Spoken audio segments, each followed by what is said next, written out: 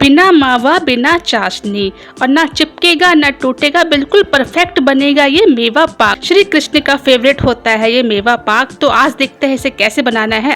आने वाली जन्माष्टमी पर इसी तरीके से बनाइएगा। बहुत सिंपल रेसिपी लेकर के आई हूँ और सबसे बड़ी बात है इसे बनाना बेहद आसान है। तो चलिए श्री कृष्ण को भोग लगाने के लिए शुरू करते हैं ये खास रेसिपी। और ये श्री कृष्ण को बहुत ज़्यादा पसंद भी होता है मेवा पाक। और सबसे बड़ी बात तो ये है कि इसको हमने बिना चाशनी के बनाया है। चाशनी बनाने की हमें कोई झंझट नहीं है इसमें। यह स्वाद में जितना लाजवाब है उतना ही सेहतमंद भी है। श्री कृष्ण को भोग लगाने के लिए शुरू करते हैं आज की ये खास रेसिपी। लेकिन उससे पहले सब्सक्राइब करना बिल्कुल मत भूलिएगा मेरे इस चैनल को, यानी कि अन्नू की रसोई को। इसे बनाने के लिए हमें चाहिए होगा ये सूखा नारियल। हर दुकान पर मिल जाता है, इसलिए इसके बगैर ये नहीं बन सकता है। तो आप चाहे तो सूखा पाउडर जो होता है, नारियल का बुरादा जिसको कहते हैं, वो भी ले सकते हैं, वरना इस तरीके से गोला भी ले सकते हैं। और देखिए मैंने यहाँ पर कढ़ाई रख दी है और उसमें डाल दिया है ये 4 चम्मच देसी घी। क्योंकि नारियल के बुरादे के अंदर अपना भी ऑयल होता है, इसलिए हम ज़्यादा घी का इस्तेमाल नहीं करेंगे। तो मैंने यहाँ पर सबसे पहले डाल दिया है कढ़ाई में ये काजू। हमें ड्राई फ्रूट को हल्का सा फ्राई करके निकालना है। तो मैंने यहाँ पर काजू और बादाम को फ्राई करने के लिए डाल दिया है इसके अंदर। गैस की फ्लेम को स्लो रखिएगा। ड्राई फ्रूट जो होते हैं बहुत जल्दी ही ब्राउन हो जाते हैं, बहुत जल्दी ही घी में जाकर ये अच्छा से कलर पकड़ लेते हैं। तो बस गैस की फ्लेम को स्लो रखिएगा। और देखिए इतना कलर इस पर आ चुका है, अच्छे से फ्राई हो गए हैं। तो अब मैं इसको निकाल लेती हूँ किसी प्लेट में। इस ड्राई फ्रूट को हमें अलग ही प्लेट में निकालना है, जिस जैसे मैं बता रही हूँ वैसे वैसे करते जाइएगा। देखिए इसको अलग रखिएगा। तो काजू और बादाम तो फ्राई हो गए हैं। अब हम इसी घी में फ्राई करेंगे थोड़े से मगज के बीज, यानी कि मेलन सीड्स। इसको हमें हल्का सा फ्राई करना है, डालना है और बस तुरंत ही निकाल लेना है, क्योंकि बहुत जल्दी ही चटकना शुरू हो जाते हैं ये घी के अंदर जा कर के। और बहुत जल्दी ही एक अच्छा सा कलर ले लेते हैं, यानी कि डार्क हो जाते हैं थोड़ा सा। तो इसलिए बस डालना है और निकालना है। तो इसी कढ़ाई में मैं यहाँ पर डाल देती हूँ ये 1 कप मखाने और इसके संग डाल देती हूँ किशमिश। क्योंकि हमें ना किशमिश को उसके संग फ्राई नहीं करना है, अलग से ही फ्राई करना है, क्योंकि हर चीज़ की ना एक अलग ही टाइमिंग होती है फ्राई होने की। काजू और बादाम थोड़े लेट फ्राई होते हैं, किशमिश जो है बहुत जल्दी फ्राई हो जाती है। वही हिसाब मखाने का भी होता है, बहुत जल्दी क्रिस्पी हो जाते हैं ये। तो बस इसी घी में मैंने सभी कुछ फ्राई कर लिया है देखिए। और इसके अंदर बिल्कुल भी घी नहीं है, लेकिन हमें इसको हल्का सा ना निकालना है रोस्ट करके, क्योंकि इसके अंदर अपना भी घी होता है। जैसे कि मैंने बताया अपना ऑयल भी होता है नारियल के अंदर। तो इसीलिए हमें इसके अंदर घी वगैरह यूज़ नहीं करना है, सिर्फ इसको हल्का सा रोस्ट करना है इस कढ़ाई के अंदर। कच्चापन निकल जाए बस थोड़ा सा, और उसको निकाल लेना है तुरंत ही किसी प्लेट पर, क्योंकि ये भी बहुत जल्दी जल जाता है। ये अच्छे से ठंडा हो चुका है। मैंने मगज़ के बीज को थोड़ा अलग रखा है देखिए। इसको हमें इसके अंदर नहीं डालना है, क्योंकि हमें ये ना ग्राइंड करना पड़ेगा। ये जो हमने मेवा लिया है, ये जो हमने ना अलग से रखा हुआ था ना काजू बादाम मखाने, ये हमें ग्राइंड करना है। तो देखिए इसी तरीके से सारा मैंने जो मेवा है उसको ग्राइंड कर लिया है। हल्का दरदरा ही रखना है, बहुत ज़्यादा महीन नहीं करना है, लेकिन ठंडा होने के बाद ही इसको ग्राइंड करिएगा। और ये जो सूखा नारियल हमने ग्रेट करके रखा था, इसके अंदर हमें इन सबको मिक्स कर देना है। जितना भी मेवा हमने पीस के रखा है ये सब हमें ना इसके अंदर ही मिक्स कर देना है। और अब इसको भी डाल देते हैं ये मगज के बीज जो हमने लिए थे फ्राई करके, इसलिए हमने इसको अलग रखा था, क्योंकि हमें ना इसको पीसना नहीं था, इसलिए इसको अलग ही निकालिएगा फ्राई करके प्लेट में।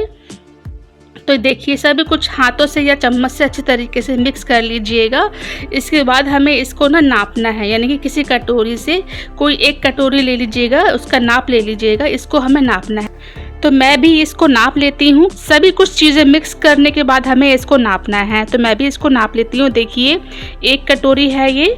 इसके बाद मैंने यहाँ पर 2 कटोरी और निकाला था इसके अंदर से ही, यानी कि ये टोटल 3 कटोरी इसके अंदर ये मिक्सचर हो गया था। तो अब 3 कटोरी के हिसाब से ही हमें इसको मीठा करना पड़ेगा ना, इसलिए। तो मीठा जो है बिल्कुल एक्यूरेट होना चाहिए, ना ज़्यादा कम और ना ज़्यादा तेज़, क्योंकि मीठी चीज़ ज़्यादा नहीं खाई जाती हैं इसीलिए। तो ये टोटल 3 कप निकला है। ये देखिए अच्छे तरीके से मैंने भर भर के इसको लिया है और ये 3 कप निकला है जो मेवा है। ये जो हमने मिक्सचर बनाया था ना, ये देखिए 3 कप है। तो बस आपको भी ऐसे ही नापना है। और इसके बाद हम यहाँ पर लेंगे इसको मीठा करने के लिए गुड़। आप चाहे तो चीनी भी ले सकते हैं, चीनी का पाउडर भी ले सकते हैं, लेकिन जैसा कि मैंने कहा हमें चाशनी नहीं बनानी है, तो मैंने यहाँ पर ना 1.5 कप आपको ये दिखाया है गुड़। जैसे कि 3 कप हमारा वो मिक्सचर था नारियल का और 1.5 कप हमने यहाँ पर गुड़ लिया है। जितना मिक्सचर होता है उसका आधा भाग हमें मीठा करने के लिए गुड़ चाहिए होता है, लेकिन मैं इसको सिर्फ 1 कप ही गुड़ इसके अंदर डालूंगी, क्योंकि मैंने यहाँ पर इसको अपने हिसाब से मीठा किया है। इसीलिए थोड़ा सा मैंने यहाँ पे डाल दिया है कढ़ाई में पानी और डाल दिया है ये गुड़।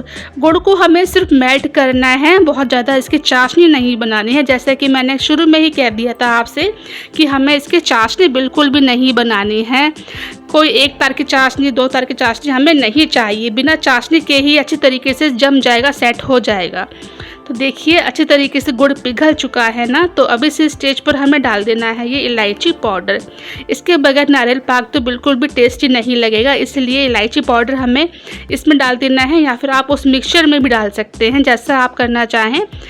मैंने इसके अंदर इसलिए डाला है जिससे कि जब ये मिक्स होगा ना तो इसके अंदर सारी चीज़ें अच्छे तरीके से मिक्स हो जाएगी, और ये इलायची का पाउडर भी।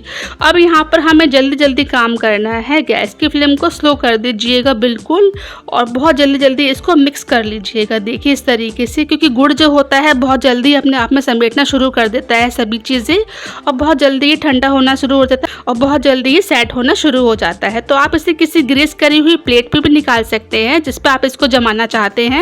मैंने ये बर्फ़ी वाली ट्रे ले ली है, तो आप जैसा करना चाहें वैसा कर सकते हैं। प्लेट पर निकालेंगे तब भी अच्छे से सेट हो जाएगा। अगर इस तरीके से कोई ट्रे है बर्फ़ी जमाने की तो वो भी ले सकते हैं, तो उसमें भी अच्छे से सेट हो जाएगा। तो इसको बिल्कुल एक समान कर देते हैं, बिल्कुल देखिए इस तरीके से।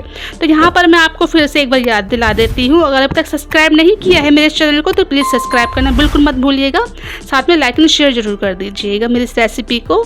और अगर आप ये वीडियो मेरी फेसबुक पर देख रहे हैं तो पेज को फॉलो करना बिल्कुल मत भूलिएगा।